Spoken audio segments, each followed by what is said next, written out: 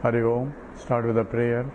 Om Samasta Jana Kalyani Niratam Karunamayam Namami Chinmayam Devam Sadgurum Brahma Vidvaram Vasudeva Sutam Devam Kamsa Chanura Mardanam Devaki Paramanandam Krishnam Bande Jagadgurum Tvameva Mata Cha Pita Tvameva Tvameva Bandhusya Sakha Tvameva Tvameva Vidya Dravidam Tvameva Tvameva Sarvam Amadeva Deva Tvameva Sarvam Gurudeva Deva.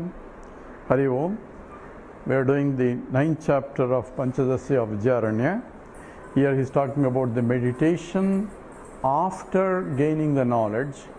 That means after studying the Vedanta. And for those who are not able to abide in the knowledge that I am Brahman, they have understood the Paroksha Jnanam, and Aparoksha Jnanam also they understood as though it is Paroksha Jnanam, but it's not internalized. That means people say, I understand Vedanta, but I cannot claim myself I am Brahman, because there are pratibandhas, obstacles in claiming that. And some of the obstacles are being listed as those related to past and the present and the future. And the past due to attachments, and in the present not having to do proper vichara, and during the involved in the wrong logic or kutarkaha, a logic that really dissipates the mind, are all involvement in the day-to-day activity so much that the vishaya, the objects are attracting so much that the mind is diverted to that instead of on the Brahma Vichara. So this is the obstacles that are there in the present. In the future, obstacles that we don't know, but that will come because some pratibandha is there. So in spite of studying Vedanta, in spite of meditating on the nature of the truth, one cannot claim that Aham Brahmasmi. And those are the ones who will be born in the next life, and the next life they can be one life or many lives.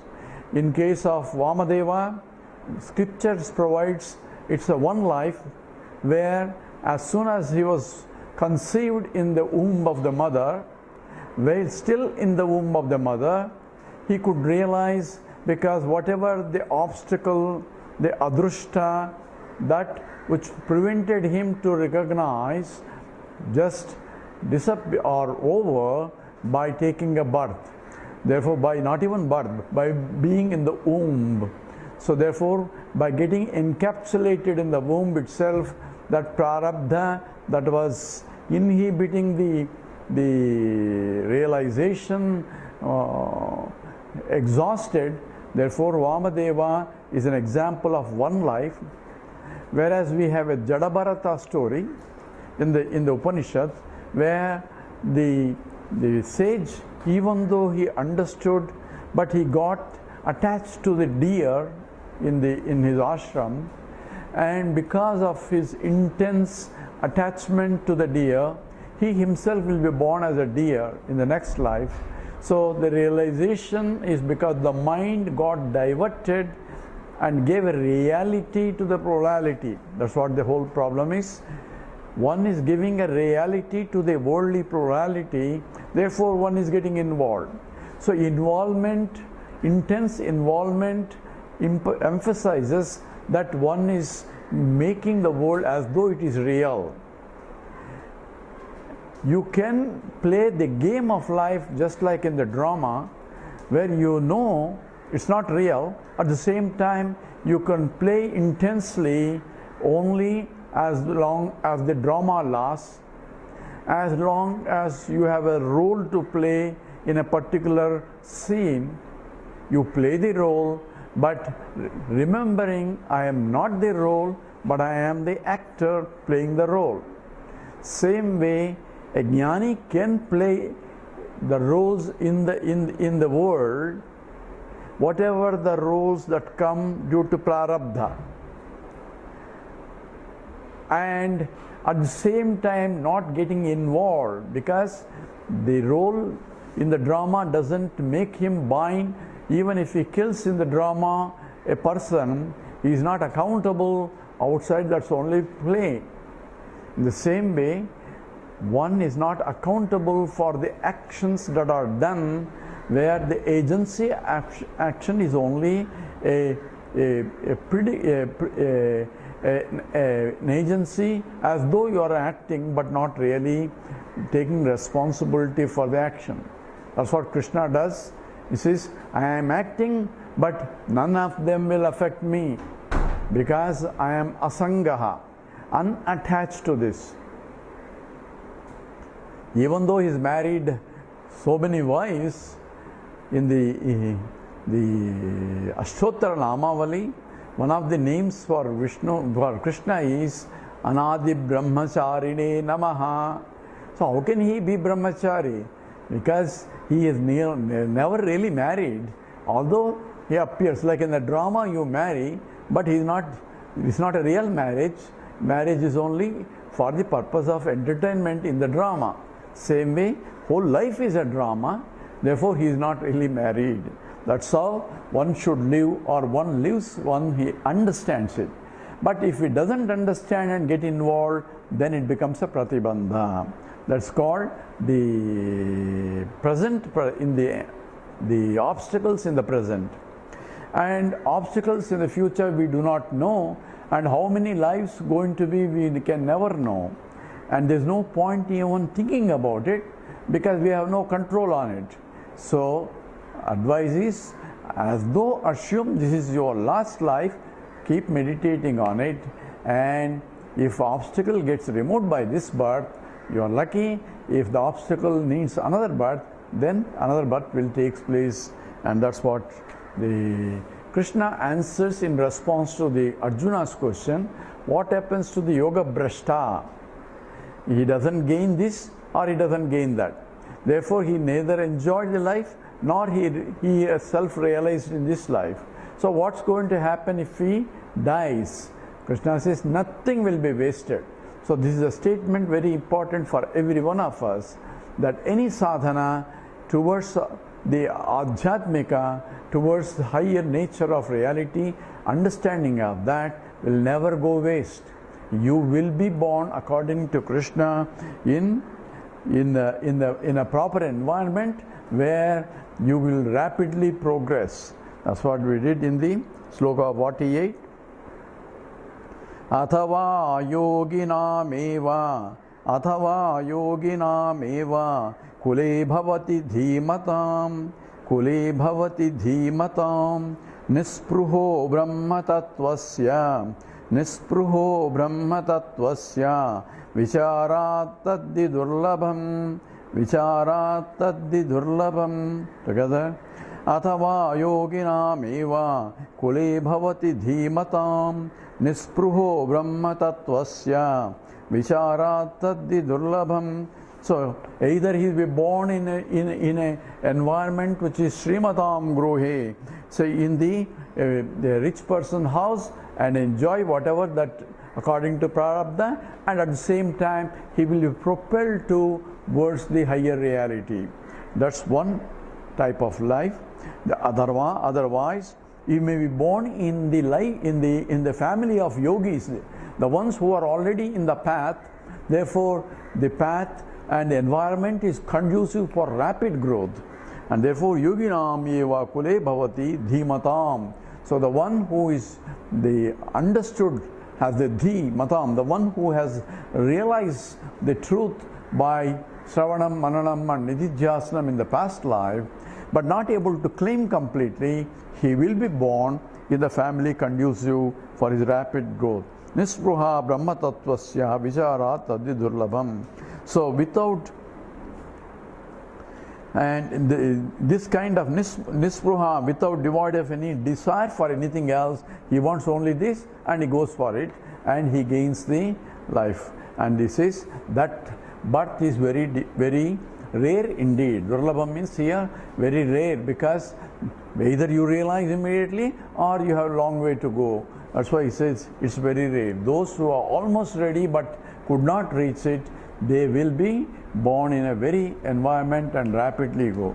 Even the life of the Ramana Maharshi is even when he was a teenager, suddenly something happened to him that he wanted to experience the death, and he experienced, it's not like any other cognitively, but actually he felt that his body died, but he is watching and recognized that I am not the body, I am something else, and that paved him for meditation and so on.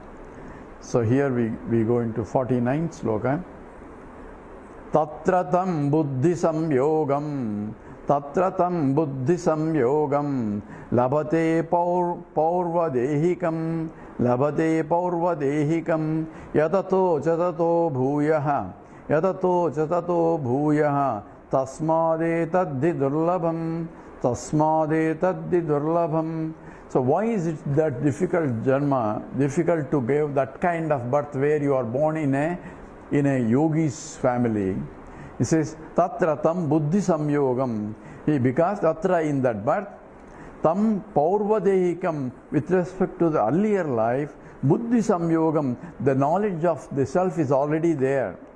In inquiry, labhate, he gains, tataha, therefore, so bhuyaha, again, yatate, he strives harder, tasmat etat durlabham. So in the last life itself, he is almost reached perfection, very close to it.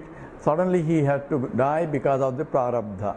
So therefore, he will be born. So those people who are very close to the realization, and those people, our number is very less, because manushyanam sahasreshu yasit kaschid yatati siddhaye yatatatapi siddhanam kaschin mam vetti tattvaha. Thousands of people, very few people even want to listen to this, and those who want to listen, of those very few strive towards it, and of those who strive, very few reach the ultimate.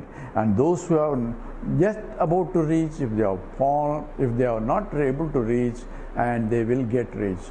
The same story of Hasta Malaka, where Shankaracharya disciple, where he born as though he behaved like a mad person, and the parents didn't know what to do with it. So he went and said, you can take care of it, we don't need him.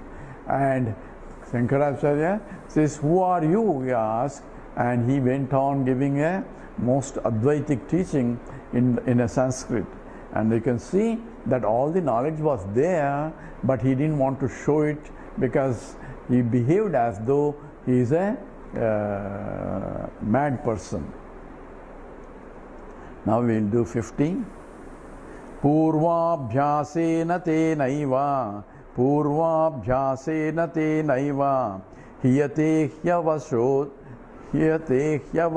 pisaha Hiyate hyavasho pisaha Aneka janma samsiddhaha Tato yati parangatim Saha Tena purva abhyasena, that person, because of the previous discipline and the knowledge that he has gained, so purva abhyasa, by virtue of the previous the practices in the previous life, eva avashaha api, as though he is propelled, he doesn't have any control, he is propelled to go in the direction because of the pressure of his previous vasanas or samskara. As though helpless, he gets attracted to this, and surely aneka janma samsiddhaha. Therefore, this is a product of, or the samskara is a result of so many lives in the past. He was striving towards it, and that is what is the terminating. So he has developed that kind of vasanas that propel him in the direction. So tataha aneka janma samsiddhaha tataha parangatim yati. So therefore he tries to go towards and tries to reach more the higher nature of reality.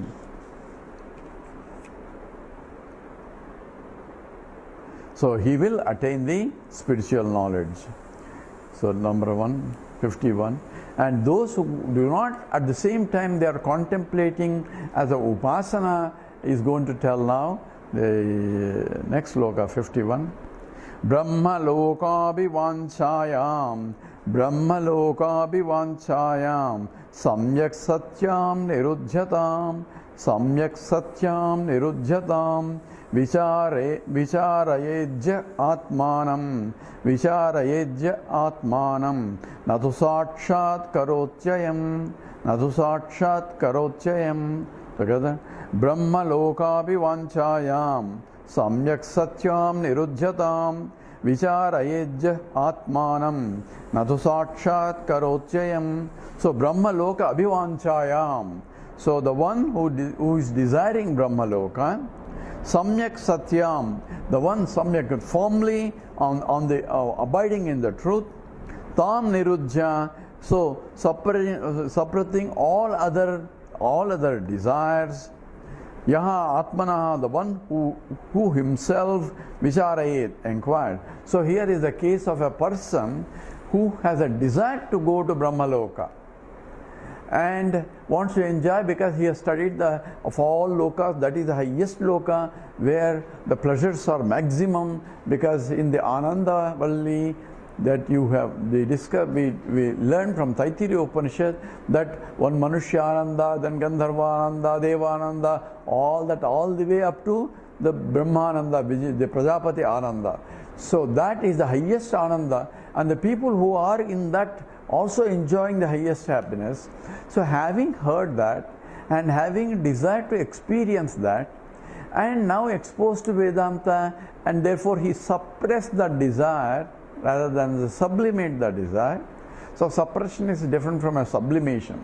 Sublimation means understanding. Suppression is, now I want to concentrate on that.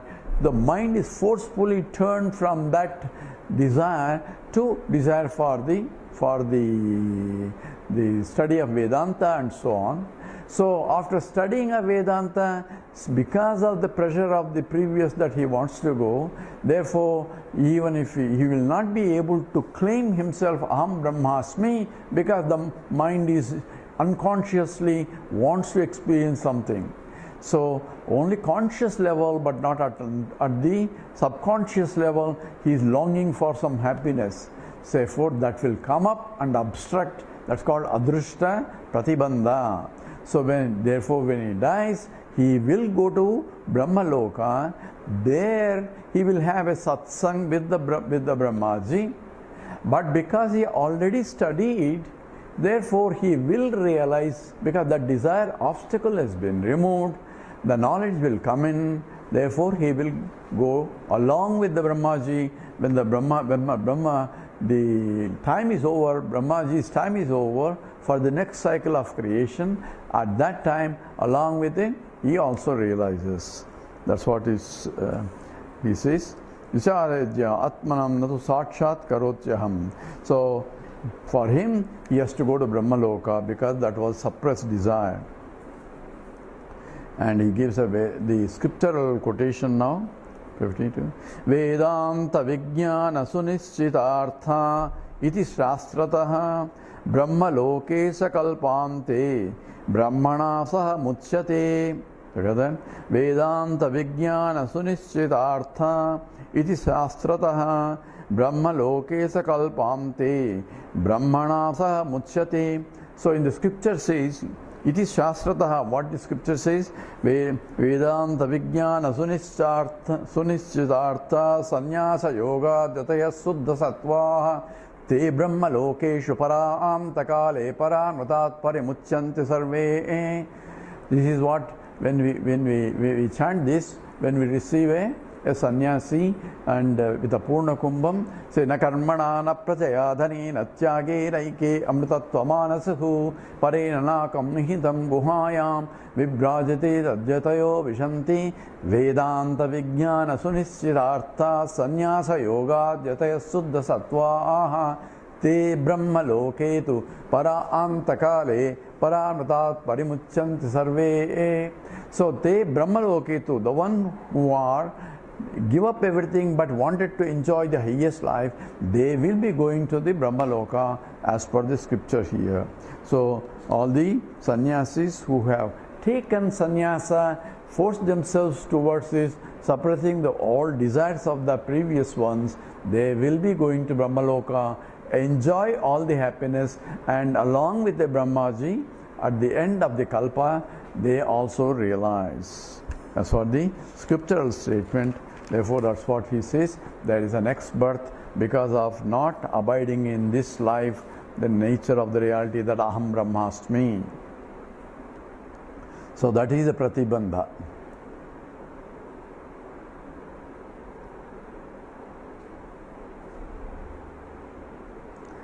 Now he is talking about there is an obstacle not only after Vichara, but before, for Vichara itself there will be Pratibandha, because I am not able to sit and inquire because mind wants to go somewhere else. Even though I have studied Vedanta and understood the Mahavakyas also, I had to contemplate Nijidhyasitavyaha.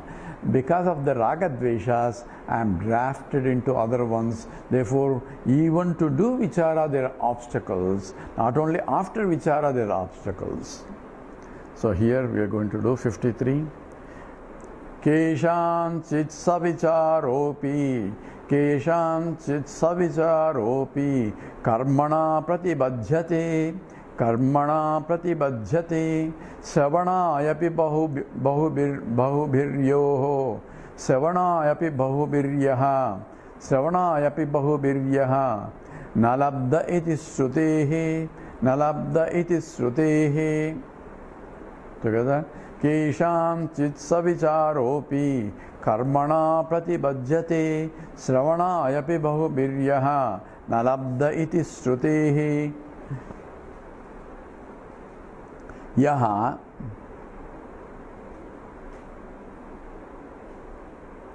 so yaha means the self, bahubihi by many, savanayapi nalabdha, even to listen to the scriptural teaching, they don't have the time. So even that there are obstacles in terms of, if you go to say, I don't have much time because I'm so busy, I want to attend, but I cannot attend. I have to go here, I have to go there, and so on and so forth. This happens when we do in the Memorial Day camp. Every year I do a Memorial Day camp, 2-day camp, and we advertise and all that. And many people want to come, at the same time they say they cannot come because their friends are coming or they have to go somewhere. So all other activities have been scheduled at that time that they cannot. But so even to listen to the scriptures also they are not able to, because their priorities are different. Why? Because the priorities pull. Sometimes even they want, there's a force of the priorities is difficult to get out, because you depend upon on the wife and her husband and so on. So because of the family problem you may have to do it, but that cannot be an excuse for all the time. So there's a time you have to stop that also. So here he's talking about, that's what Krishna says, Manushyanam sahasreshu kaschit yatati siddhaye. So there are thousands of people, there are very few people are advertised. In the Kenopanishad, Brahmaji advertised for Vedanta class, thinking that it will be helpful. So he wanted also to teach. He had some vasana to teach, I guess. So he advertised all over. In all 3 worlds he advertised. But only 2 people registered. One Indra and another is Virochit, I think. He is the king of the Patala Loka. Both registered for the course. And his Brahmaji is so busy that he takes one class once in 30 years. So after the first class, the Virochita thought that he understood everything. What is understood? The body is the Brahman. Because from the Annam it came, by Annam it is sustained, into Annam it goes back. Therefore that is Brahman. I understood. I don't need any more classes. So he went back and catering for the body needs, senses and all that, enjoyment. Whereas the Indra went for and then recognized that that's not what the Guru is pointing. So he went back after 30 years, please teach me some more. So like that Indra goes almost like every time after 30 years contemplating on it and recognizing that's not the truth, final truth, and ultimately he reaches. So of the two people, one fellow dropped out also. Only one guy, one student. So of the many people, only few are interested. So Keshanchit Bahubihi of many Shravanayapi Nalabdaha. Even to listen, people are it's not ready. Shravanayapi Nalabdaha. It is Shrutehi, like that Shruti itself says so in the Kathopanishad. Keshanchit for some, for unlucky ones, Saha Vicharaha, even the self-enquiry, after listening to this, after the Paroksha Jnanam, then the Aparoksha Jnanam Mahavakya, enquiry is required. So even to enquire, they don't have a time. So essentially, means their mind is running after things. So iti the Shravanayapi, the for some saha vicharaha, even the self-enquiry api karmana, due to over involvement in the activities, because they say we are too busy in activities, pratipajyate is obstructed. So because of that involvement in the day-to-day activities so intensely, and therefore it's time to withdraw the mind. Oh, who is going to take care of my family? Who is going to take care of that? Then do it. If that is the criteria, because your mind is there, so you cannot really withdraw and sit down and inquire. So, but for those people also, whenever there is a time that is available, make use of it. So, whatever the time that you have to make use of them. So here he is giving you statistics that those who heard Vedanta but not able to inquire into it because of the pratibandha, because they are deeply involved in the activities of the life. That's what it says. So therefore, karmana pratipajyate. So daily activities involvement inhibit, one has to sit down and inquire about the nature of reality. So here he is giving all the types of bandha where one cannot reach that, and therefore they are born in the next life. Achyanta buddhiman jadva, achyanta buddhiman jadva, samagya vapya sambhavad, samagya vapya sambhavad, yo vicharam na labate, yo vicharam na labate, brahmopasita sonisham, brahmopasita sonisham. Together, achyanta buddhiman jadva, samragya vapya sambhavat, yo vicharam na labate, brahmopasita sonisham. So here he is giving you two more obstacles here, listing. So what is the problem here? Atyanta means intense or immense. Buddhimandavya, due to dullness of the mind. Here is saying that because of the mind, mandadikari, because the mind is not sharp enough or not subtle enough. Why? Because it is getting involved in the superficial aspects of it without recognizing that it's only the mithya, that's only not real, it's only a false. So taking the false as a real is what is called the mandabuddhi. So mandabuddhi is taking that whatever the superficial activities that are involved, because Jagat itself, the whole is adhishtanam, whole is adhyasa on top of, adhyasa means superimposition, on top of the Brahman, and giving more importance to the superficial things and ignoring the essence is due to lack of proper discriminative intellect. What is nityam and what is anityam? Giving more importance to the anityam, ignoring the nityam. Anityam means the ephemeral or that which keep continuously changing, but ignoring the substantive. Giving more importance to ring rather than the gold content there. So that's what it is called manjadva. So buddhi manjat, so the one due to dullness of the mind, or samagya, the means of knowledge, satsang, etc., are vapi asambhava. See, because of not having an opportunity to inquire. So there are two problems. One is, even though they are available, one is not able to make use of it because his mind is diverted in the day-to-day activities. So if you look at the life of a lot of people, how many really are interested in this? Because they are too busy, they don't have time. Too busy with what? Trying to acquire happiness from where there is no happiness. That's what busy is. They are trying to acquire happiness from the entities that doesn't have any happiness there. So therefore they are too busy. They won't get what they want. So they keep striving, and therefore 24 hours and 7 hours is not sufficient. So Achyanda Buddhi Manjadva.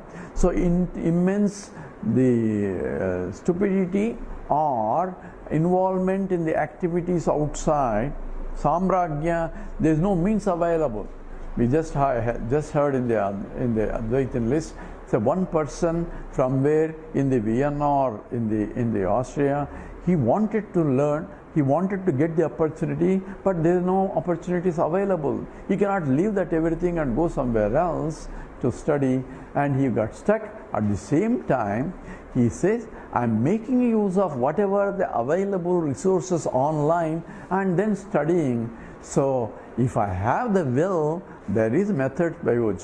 Why am I born in that particular environment? Not in the environment that is conducive for Vedantic study, not in the place where there is no Vedantic study. That's because of the prarabdha again.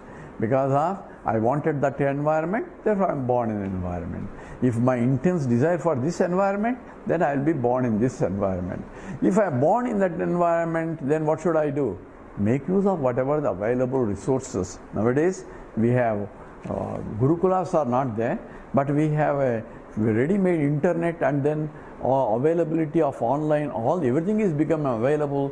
Lectures are available on YouTube, including this one, available on YouTube, where if you go to YouTube and ask for Acharya Sadaji, you will get all the talks there, including the current talk, which will be loaded later. So therefore, available Samragya, at that time there is limitation of resources, but now resources are there, but the commitment and the discipline of the mind has to be there along with it in order to make a best use of it. So here Samragyava Asambhava, because of not having the resources, means of knowledge, Yaha he who Vicharam Nalavate. So for him there is no means for inquiring. So that becomes an obstacle.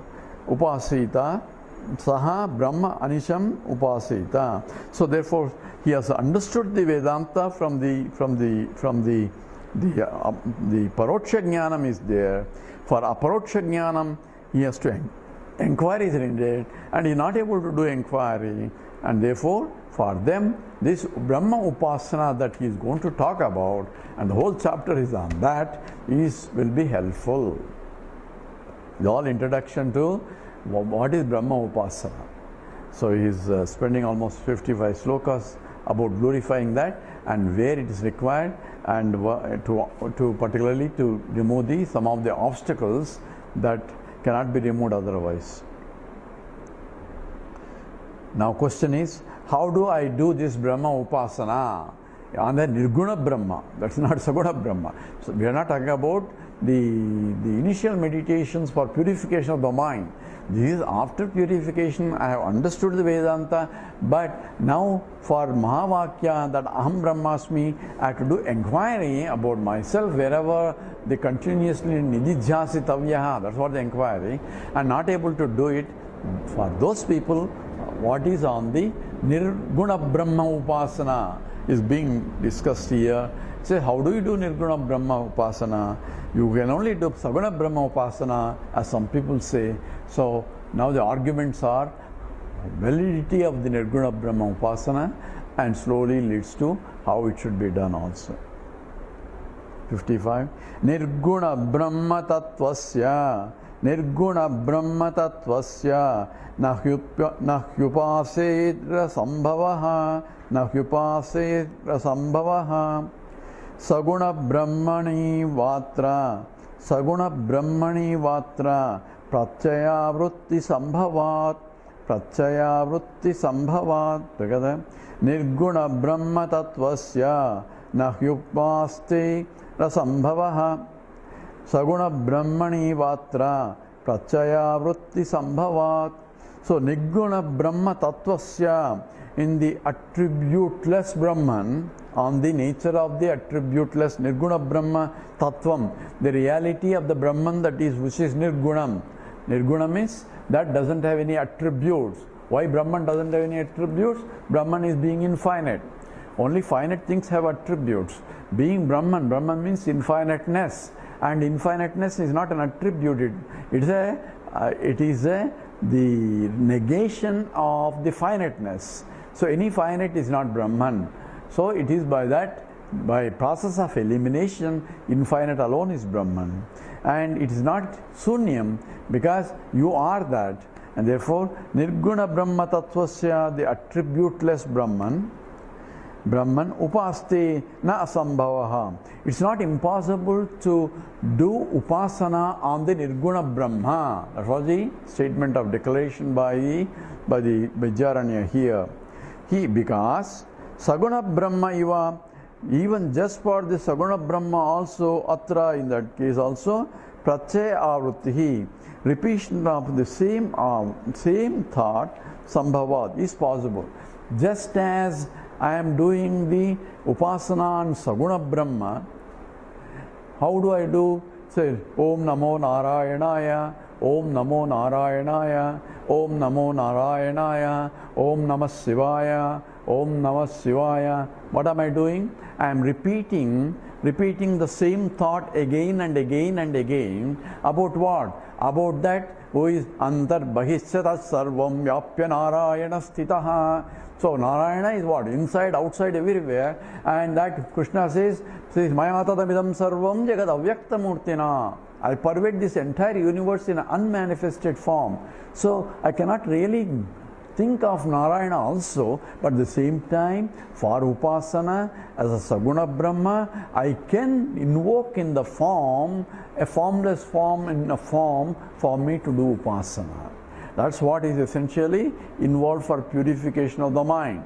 If I can do that, I can also do on the Nirguna Brahma. That's what it says essentially. So, Pratyaya Vritti, by repeating the same thought as you do in the Saguna Brahma, like Om Namo Narayanaya. So we repeat the same thought. Why we have to repeat the same thought? So that we don't have other thoughts coming in. Even though Narayana is everything, he is Sarva Vyapaka, and therefore he is Sarva Adhishtanam, and from which the whole Vishwam is also Narayana. That's what the first statement of the Vishnu Sahasranama. Vishwam, the whole universe is Vishwam. He is nothing but Narayana. But I am not able to see Narayana and the Vishwam. Therefore, I take the form of Vishnu in a Chaturbhuja and make a offering. So Saguna Brahma, and Bhagavan Ramanuja says this Brahman is Sagunam, is nature actually, because he is Ananta Kalyana Gunam. He is infinite auspicious qualities. And each auspicious quality is also infinite. So double Ananta. So I can invoke that Lord in that form, provided I am repeating the slokas or repeating the mantra. In the same way, I can also repeat a upasana. The same repetition is called pratyaya. The repetition of the same pratyaya, avrutti. Avrutti means repetition of the same thought as aham brahmasmi, aham brahmasmi. So I am doing a nirguna upasana without any attributes. At the same time, I am doing upasana. This is what is called the nirguna upasana. Is possible. That's what is statement here. And how is this nirguna upasana different from saguna upasana? That is going to be talked about from the next sloka on. Om Purnamada Purnamidam Purnat Purnamudachyate Purnasya Purnamadaya Purnamivam Sishyate. Om Shanti Shanti Shanti. Harihi Om Sri Gurubhyo Namaha. Harihi Om.